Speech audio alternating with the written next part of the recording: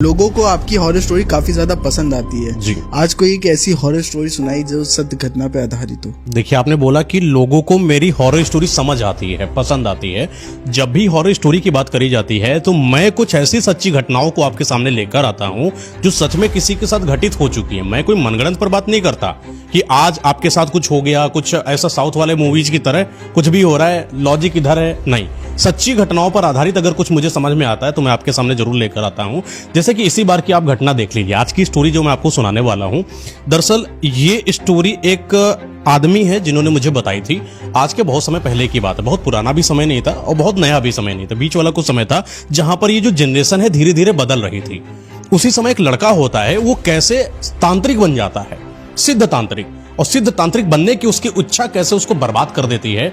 वो उसकी आत्मा, वो किसी लड़की से प्रेम कर रहा होता है, उसको प्रेग्नेंट कर देता है, फिर उसको मार देता है, फिर बदला होता है, उसका बच्चा भी होता है, बच्चा जन्म लेता है, कईयों लड़कियों को इकट्ठा करता है, वशीकरण करता है, हवन, बहुत भव्य भव्य चीजें करता है जो सोचने पर मजबूर कर देती हैं कि किसी चीज को पाने के लिए कोई इतना दीवाना कैसे हो सकता है। ये आज की इस स्टोरी में आपको सुनाने वाला हूं।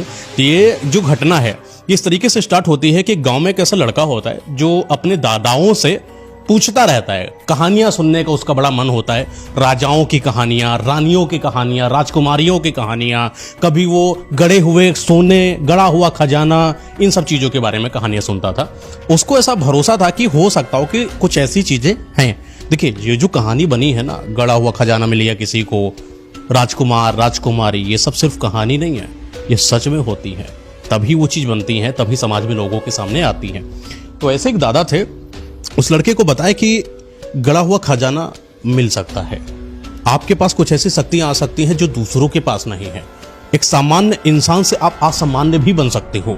आपके पास वशीकरण वाली शक्तियां आ सकती हैं, मारण विद्याएं, उच्चाटन, सम्मोहन, बहुत ऐसी शक्तियां हैं जो सीखी जा सकती हैं और उनके बदौलत ऐसा कुछ करा जा सकता है जो समाज में हटके हो। जैसे रावण की अगर हम बात करें, सीखा था, तांत्रिक विद्या सीखा था और समाज में प्रचलित हुआ अपनी विद्याओं की वजह से। था तो पंडित, ऐसे बहुत सारे लोग रहे जिन्होंने कई सारी साधनाओं को सीखा, गलत काम किया, अच्छे काम किया, लेकिन उन्होंने सीखा जो यादगार बनी और हर एक इंसान के बीच में आई तो लोगों के रोंगटे खड़े हो गए। ऐसा हुआ था इसी लड़के के साथ। बड़ा मतलब कि दिलचस्प था ये कि कैसे क्या खजाना मिल सकता है, मैं कैसे किसी को वशीकरण कर दूं, कैसे किसी इंसान को अपनी जाल में फंसा लूं, उसकी तरफ देखो कि नहीं वो मेरी तरफ दीवाना हो जाए, कुछ ऐसा इसके अंदर मन था।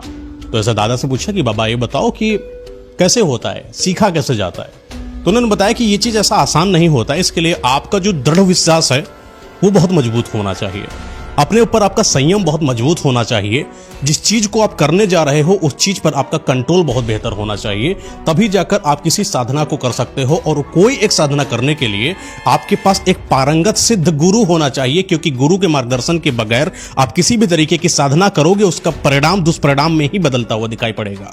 ये चीज जब इसको पता चली और ये भी पता चली कि गुरु मिलेंगे कहां, जब इन्होंने पूछने की कोशिश करी तो पता चला गुरु की जो खोज होती है स्वतः करी जाती है। आपको ही भ्रमण करना पड़ता है जगहों जगहों पर, फिर कहीं पर एक गुरु मिलते हैं जो आपके योग के अनुसार आपको सिखाते हैं विद्याएं। वो काली शक्तियां हो सकती हैं या सात्विक शक्तियां हो सकती हैं। ये लड़का ऐसे ही बातें इसके दिल में घर कर गई कि मुझे भी खजाना देखना है, किसी इंसान के बारे में जानना है, किसी इंसान के पुराने यानी भूतकाल के बारे में जानना है, भविष्य काल के बारे में जानना है। कोई इंसान मेरे पास आए, वो क्या है, क्यों है, कैसा है, कितना गड़ा खजाना है, कितने घराने का है, कितने घर में उसके सदस्य हैं, उसके साथ क्या हो रहा है, वो सब कुछ जान जाए। कुछ ऐसी इच्छाओं को लेकर वो भ्रमण करने लगता है, जंगल ही जंगल, और एक गुरु की तलाश में निकल जाता है। घनघोर काला जंगल, बहुत दूर गहरे जंगल में पहुंच जाता है और उसको कई लोगों से बातचीत करने के बाद पता चलता है कि दूर पर एक गुरु रहते हैं जो चीजों को सिखा रहे होते हैं, साधनाओं के बारे में, सिद्धियों के बारे में।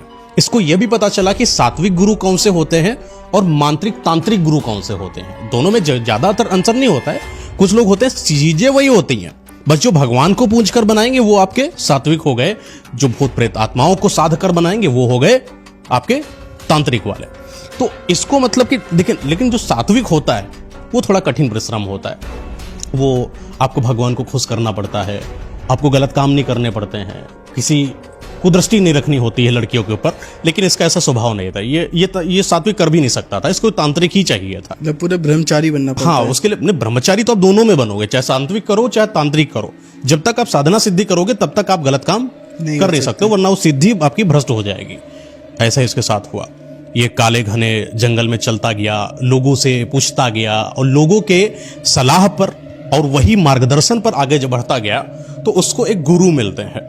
बातचीत हुई, गुरु पहले अपने शिष्य को तय करते हैं कि हमें किस इंसान को क्या सिखाना है। ये आजकल के गुरु नहीं है कि पैसा दिया कुछ भी सिखा दिया, नहीं। पहले के गुरु जो होते थे वो गुरु शिष्य की कला को सीखते थे, कुछ जानते थे कि दृढ़ निश्चय वाला है कि नहीं, ये कर्मठ है कि नहीं, सिखाई हुई साधना को अपने ऊपर झेलने लायक है कि नहीं, कठोर वज्र का है कि नहीं, ये सब चीजें महसूस करते थे। इसके अंदर सारी थी। बहुत हट्टा कट्टा शरीर, 6 साढ़े 6 फुट का, बहुत मतलब कि ऐसा इंसान था कि वो था मतलब कि परिपूर्ण था, शक्तियों को सीख सकता था, योग्य था देखने में। मतलब बस उसको थोड़ा सा अगर मार्गदर्शन मिल जाए और सही तरीका मिल जाए तो बहुत कुछ कर दे। कुछ ऐसा इंसान पहुंच गया। बाबा इसको देखते हैं, गुरु मतलब, और इसकी भी इच्छा है बहुत कुछ सीखने के। तो कई सारे होता है ना, एक दूसरे जैसे आजकल टेस्ट लिया जाता है वैसे ही उनके भी टेस्ट होते हैं, इसमें पारंगत होता जाता है। तो गुरु का जो विश्वास है शिष्य के ऊपर होता चला जाता है। अमावस की रात आती है, पूर्णिमा की रात आती है, जितनी भी काली शक्तियों का आगमन होता है, दीपावली पर, होली पर, एकादशियों पर, ये कई ऐसी जगहें होती हैं जहां पर भूत प्रेतों की योनियों को आजाद करा जाता है। जैसे शाम का समय हो गया, रात का समय हो गया, 12 से 3 बजे का समय हो गया। मारण विद्या की बात करें, शमशानों में बैठकर, चिता के सामने बैठकर कई सारी शक्तियों को जागृत करा जाता है। तो वैसे ही गुरु ने इनको कई सारी चीजें सिखाई।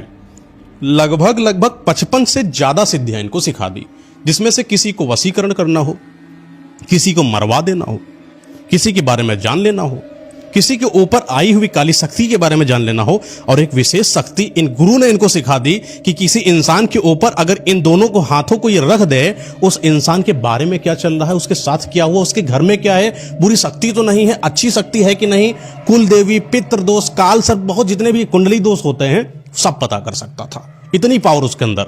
लेकिन जब भी कोई साधना सीखी जाती है, आप साधना तो सीखते चले गए, आपको आ तो सब कुछ गया, उसको प्रैक्टिस करना होता है ना। कई बार आपने देखा होगा कि जो योग्य गुरु हुआ करते थे, टीवी में भी आपने देखा होगा, साधना तो आपको शक्ति दे गई लेकिन आप संभाल नहीं पाते हो शक्ति। आपका शरीर जो होता है उतना योग्य नहीं है कि आपने किसी के ऊपर मारण विद्या लगा दी, पता चला कि आप ही खत्म हो गए।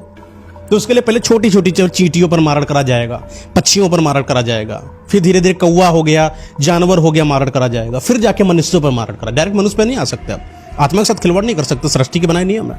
तो इसमें एक विधि विधान यह था कि आपको किसी गांव में या मतलब कहीं पर भी आपको चले जाना है और इंसानों के साथ रहना है, उनके ऊपर अपनी सीखी हुई शक्तियों का चमत्कार जो है वो करके देखना है कि आपकी शक्तियां जो है सधी है कि नहीं। साधना करने के बाद साधना बहुत ज्यादा जरूरी है। यह चीज अगर आपके अंदर नहीं है तो आपका परिपक्व सिद्ध साधक, एक तांत्रिक होना महत्व नहीं करता है। ये चीज को साधित करने के लिए ये निकल जाता है अपने जंगल से थोड़ी दूर।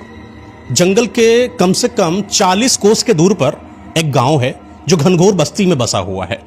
परिपूर्ण है, आराम से वहां लोग खा पी रहे हैं, एंजॉय से रह रहे हैं, कोई दिक्कत नहीं है। साहूकारों का जमाना था, जमींदारों का जमाना था, चलती जमींदारों की थी, साहूकारता वहां पर बहुत ज्यादा थी। बनियागिरी मतलब एक हिसाब से आज आप कह सकते हो, किसी इंसान को कर्ज देना साहूकार देगा, कर लगाना साहूकार करेगा, उस तरीके का सिस्टम वहां पर था पहले।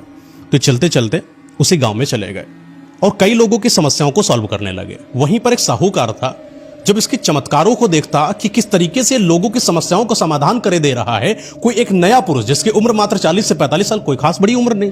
पहले के लोग 100-100 साल जीते थे, उस समय की 40-45 साल की उम्र आज के 20-25 साल के लौंडे के बराबर समझ लो, ठीक है ना। वहां पर आराम से जब साहूकार ने देखा बड़ा योग्य लड़का है, इसको ऐसा करते अपने यहां रख लेते हैं, थोड़ा शरण देंगे, हो सकता है कि शरण के सहारे कुछ हमें बता दे, गड़ा हुआ खजाना या कुछ भी बता दे जो साहूकारता को आगे लेकर चला जाए। इस तरीके की उसकी मनसा थी। अच्छा, मनसा भी किसी इंसान की पहचानने की भी क्षमता थी इसके अंदर। यह भी जानता था कि साहूकार की मनसा क्या है, लालच है उसके अंदर, तभी वो मुझे शरण दे रहा है। लेकिन इसका सीधा सा था, आप लालच ले रहे हो कोई बात नहीं, मेरा भी तो लालच है, मैं भी तो करके देखूंगा कि सामान्य के साथ हो क्या रहा है। तो इनको एक जगह मिलती है, साहूकार एक जगह निर्धारित करके देता अपने घर के थोड़ी दूर पिछवाड़े पर। वहां पिछवाड़ा होता था, वहां गायें वाएं पलती थी और वहीं पर थोड़ी सी जगह थी जिस पर इन्होंने अपना मठ बना लिया था। मठ का जो आकार होता है वो गुफानुमा होता है। जैसे कि आप जब वहां पर प्रवेश करेंगे तो आपका जो मार्ग होता है वो छोटा होता है, समय के साथ अंदर जब प्रवेश करेंगे उसका विकराल रूप चालू हो जाता है, गाय मुखी टाइप्स आप कह सकते हो, गुफा है एक अलग से, ठीक है। तो उन्होंने उसी तरीके से जो मठ का आकार होता है वो मठ का आकार वहां पर बना दिया। समय के साथ लोग आते गए, अपनी समस्याओं के बारे में बताते गए। किसी के घर में भूत प्रेत लग जाता, किसी के घर में कुछ करा दिया जाता, किसी के घर के नीचे लाश निकल आती, किसी ने आत्महत्या कर ली, उसकी आत्मा उसके घर वालों को परेशान कर रही, किसी के घर में पंचक काल लगा है, किसी के घर में सूतक काल लगा है, किसी के घर में कच्चा कलुआ आ गया है, किसी ने अप्सराएं सिद्ध कर ली है, किसी ने कड़ पिशाचिनी सिद्ध कर ली है। तब भी सब चलता था, यही सब कुछ प्रथाएं थी, कुछ करता कुछ बिगड़ता, उन चीजों का समाधान ये कर देता। अच्छा, समय बीतता गया, इनकी जो प्रचलन क्रिया थी प्रचलित होने की वो दूर दूर तक फैलने लगी। पता चलने लगा कि किसी दूर गांव में एक ऐसे महात्मा जी आए हुए, वेश भी महात्मा वाला कि कोई पता ना कर पाए, तांत्रिक, दिखावटी एकदम कैसा है, पंडित महात्मा, बाबा की तरह, सात्विक वाला। क्योंकि इंसान भरोसा किस पे करता है ज्यादा? बाबा के ऊपर। बाबा का रूप, दाढ़ी लंबी लंबी, ये मूछें बड़ी बड़ी, आंखों में एक अजीब सा ओझ, चेहरे पर एक अजीब सा ओझ, ललाट पर चंदन होती थी। जब भी किसी को देखता तो कोई इंसान उसकी तरफ आकर्षित हो जाता, इतना ओझ चेहरे से निकलता। कुछ ऐसा बैठे मठ पर, जो आता सबके बारे में बताते जाते, प्रचलन होता जाता, लोग जानते जाते, हर जगह पर सॉल्यूशन निकल रहा है, समाधान निकलता जा रहा है। समाधान निकले भी क्यों ना, क्योंकि हर तरीके की शक्तियों का साधक तो ये बैठा है। इसको अपने ऊपर कंट्रोल होने लगा, धीरे धीरे विश्वास की मेरी शक्तियां काम कर रही हैं। अब आता है ट्विस्ट, एक परिवार आता है इनके पास, यहीं से पूरे कहानी का खेल बदलने लगता है। हाँ, ये जो परिवार था ये पूरा टर्निंग पॉइंट हो जाता है ये साधक के लिए। एक परिवार है, लड़की है, उनके घर में रहती है, मम्मी है और पापा है। दरअसल उनको कुछ पहले से आभास हो रहा होता है उनके घर में कि कुछ धप धप की आवाजें आ रही हैं। कभी तो ऐसा लगता है कि लड़की को कुछ दिख गया, कभी महिला अकेले है, पुरुष बाहर लकड़ी वकड़ी काटने चले गए, जानवरों को चराने चले गए। तो लड़की जब अब महिला घर के अंदर है तो कुछ आभास होता कि कोई उसको पीछे से टच कर रहा है। एक बार तो ऐसा हुआ कि घर में सब लोग बैठे थे, आंधी भी नहीं आ रही थी, पेड़ था जस्ट घर के बगल में नीम का, वो पलट कर गिर गया। लोगों के बीच में अफवाह थी कि ना आंधी है ना कुछ है, इतना विशाल का पेड़ गिर कैसे सकता है। ठीक है, घर में लड़की है और महिला थी, कुछ भी हो सकता था। लेकिन किस्मत की बात रही कि उनको कुछ नहीं हुआ, लेकिन बहुत ज्यादा प्रॉपर्टी का इनका नुकसान हो गया था। तो ऐसे बहुत सारे ऐसे नुकसान होते गए, कभी एक्सीडेंट हो रहा है, कभी बीमारी हो रही। तो ऐसे इनको पता चला कि दूर गांव में एक बाबा हैं, अगर उनसे दिखवा लिया जाए तो शायद कुछ समस्या का समाधान मिल जाए। क्योंकि डॉक्टर वहां पर पहले झाड़ने वाले होते थे, टुनिया टुटका झाड़ने वाले, सुना होगा नाम, टोना होता है, टुटकिया झाड़ दिया। तो छोटे मोटे आदमी थे लेकिन उनसे कोई काम नहीं चल रहा था, तो इन्होंने सोचा चलो चलते हैं वहां पर। अपना निकले बैलगाड़ी से, पहुंच गए गाँव में, समस्या बताई साधु को। असल में कौन है? तांत्रिक, लेकिन दिखने में क्या है? बाबा। सारी समस्याएं बिठाई गई, घर में ऐसी ऐसी बातें हैं, सामने बिछौना लगाया गया, मठ में ही हाथ ऐसे रखे गए दोनों के ऊपर। किसने रखा? बाबा ने। और देख लिया सब क्या है। इनको पता चल गया कि इसके घर के अंदर जो है कुछ कराया गया है। इनके घर का जो आंगन है, आंगन के दक्षिण दिशा में किसी ने कुछ खोद कर गाड़ दिया है। लेकिन वो गड़ा हुआ जो चीज है वो तभी पता चलेगा जब उसको खोदा जाए, तभी वो आगे आने वाली जो शक्तियां हैं या जौन से शक्तियां उसमें अप्लाई करना है वो सब चीजें आगे आने वाले समय में पता चलेगी। तो इन्होंने बोला कि ऐसा करते हैं कि आज का हमें ये पता चल रहा है कि जब से तुम्हारे घर में ऐसा ऐसा कुछ हुआ, चोरी भी हुई है, आपके यहाँ पर कोई एक ये इंसान आया था, उसने आपको मारने की धमकी दी थी, आपके खेत में आग लग गई थी, कुआं में एक सांप मिला था जिसने आपको दौड़ाने की, बहुत कुछ ऐसा बताया जो उनके साथ रियल में हुआ था। इनको भी भरोसा हो गया कि जो बाबा बोल रहे हैं साधारण नहीं बोल रहे, क्योंकि वो बोल रहे हैं जो सच में इनके साथ हुआ है। पहुंच गए तो इन बाबा ने बोला कि हम आपके घर आएंगे जल्दी, हो सकता है कल या परसों, शनिवार का दिन मतलब निर्धारित करा गया। शनिवार वाले दिन इनकी जो काली शक्तियों का आगमन होता है वो विस्तारित होता है, और ये सीखी गई शक्तियां जब किसी के ऊपर ये लगाते हैं तो उनका जो प्रभाव होता है वो भी भयानक होता है। तो शनिवार की शाम को 6 बजे के आसपास ये वहां पर प्रवेश करते हैं उनके घर में, और जैसे ही घर में प्रवेश करते हैं तांत्रिक बाबा को समझ में आ रहा था कि इनके घर पर कुछ तो गड़बड़ है, क्योंकि वहां की आभा शक्ति का विनाश हो चुका है। उनके घर पर कोई रक्षा यंत्र नहीं है। जितने भी रक्षा कवच होते हैं जो एक इंसान के घर को संभाल कर रखते हैं, वो कवच टूटे हुए उनको महसूस हुए। कवच हम लोग नहीं देख पाते, लेकिन एक सिद्ध तांत्रिक देख सकता है कि क्या गायब हुआ है। ये प्रवेश करे, ये वहीं पर पहुंच गए जहां पर किसी ने कुछ खोद कर गाड़ा था। गए, खोदा, देखा तो उसमें काला गुड्डा है, सुई चुभोई गई है, लौंग लगी हुई है, नींबू वींबू सब लगा है। निकाला, सामने रखा, ये लो समस्या। उसको निकाला और कई सारे मंत्रों को पढ़ के, एक चौकी बना के, उसके ऊपर दीपक जला के एक तरीके की साधना करी और उनके घर पर जितनी भी समस्याएं थी उसी गुड़िया में कैद करके उस गुड़िया को अपनी झोली में डाला।